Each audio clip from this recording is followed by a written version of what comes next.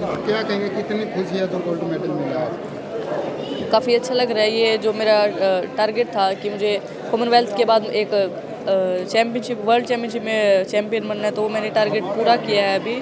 और इसमें मेरे पूरे क्लब का ही मैं धन्यवाद करना चाहूँगी, बीबीसी भिवानी क्लब का, और जो मेरी भी ट्रेनिंग पार्टनर हैं सबका धन्यवाद करना चाहूँगी, मेरे कोचेज़ का जो इतना सपोर्ट किया और मैं यहाँ तक पहुँच पाई। ये जो मेडल मिला था, पहले भी मेडल मिला था, तो श्रेय किसे देंगे? माता पिता को, कोच को, किसको देंगे? इसमें मेरे सबसे पहले तो मेरे पेरेंट्स का ही बहुत ज़्यादा सपोर्ट रहा है। उन्होंने हर एक जो भी दिक्कतें आई हैं उन्होंने उनसे निकल कर मुझे यहाँ तक पहुँचाया है, पूरा ध्यान रखा है। और मेरे गुरु हैं जगदीश सिंह का, उनका भी बहुत बहुत धन्यवाद करना चाहूँगी कि मुझे इस काबिल बनाया है कि मैं ये जीत हासिल कर सकूँ। तो क्या मानती है हरियाणा सरकार की जो खेल पॉलिसी है वो कैसी है? खिलाड़ियों और खेल के लिए कितना योगदान उसमें होता है या कोई कमी इसमें है?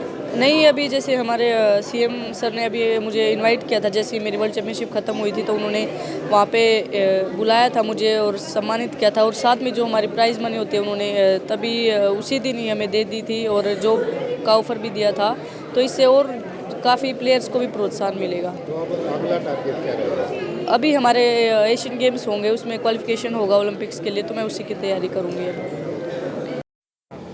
जी, क्या कहेंगे, बेटी ने जो गोल्ड जीता, कितनी खुशी हो रही है? बहुत ज़्यादा खुशी हो रही है कि नीतू ने वर्ल्ड बॉक्सिंग चैम्पियनशिप में गोल्ड मेडल जीता है।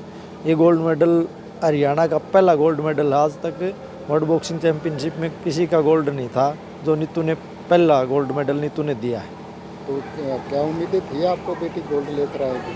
हम बहुत ज़्यादा उम्मीद थी, नीतू ने मेहनत इतनी कर रखी थी कि नीतू गोल्ड ही लेके आएगी। कॉमनवेल्थ में भी अभी गोल्ड मेडल लेके आई थी नीतू, तो हमें पता था कि नीतू ज़रूर गोल्ड लेके आएगी।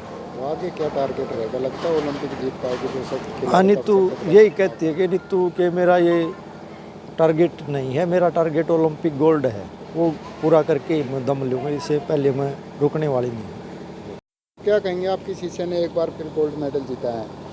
ये पूरे देश के लिए, हरियाणा के लिए और पूरे देश की बेटियों के लिए बहुत गर्व की बात है कि हमारी बेटी ने विश्व मुक्केबाजी में अपने मुक्के का दम दिखा के गोल्ड जीता है। और इसमें सबसे बड़ी बात यह है कि नीतू ने 3 जो पहली फाइटें थी, तीनों नॉकआउट या RSC के रही। आप तक नीतू की रही है? नीतू की बहुत शानदार उपलब्धियाँ रही है। पहली बार नीतू ने अंतर्राष्ट्रीय स्तर पर जब टूर्नामेंट में गई थी तो गोल्ड जीता था। उसके बाद 2017 में युवा विश्व मुक्केबाजी जो 19 साल से नीचे की होती है उसमें गोल्ड है। 2018 में एशियन चैम्पियनशिप में गोल्ड है और 2018 में युवा विश्व चैम्पियनशिप में गोल्ड है। 2022 में नीतू ने पहले तो स्टेंजा कप में गोल्ड लिया था, एक बहुत बड़ा अंतर्राष्ट्रीय स्तर का टूर्नामेंट था, और फिर कॉमनवेल्थ गेम में गोल्ड लिया और अभी विश्व मुक्केबाजी में स्वर्ण पदक लेके हमारा गौरव बढ़ा है।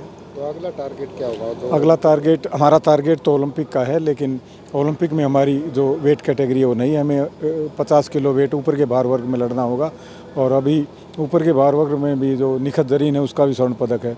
अभी ये निर्णय फेडरेशन को करना है कि वो नीतू और फेडरेशन, वो निखत दोनों विश्व चैंपियन है, दोनों की आपस में ट्रायल करवाती है, किस आधार पर चयन करती है, जो हमारी जो फेडरेशन जो निर्णय लेगी हम उसका पालन करेंगे।